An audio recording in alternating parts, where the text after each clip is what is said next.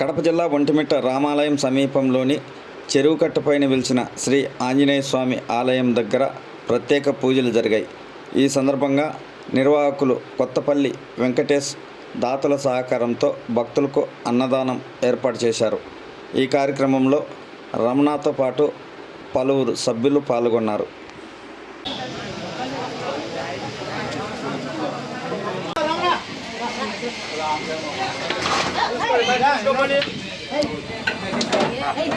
Hey,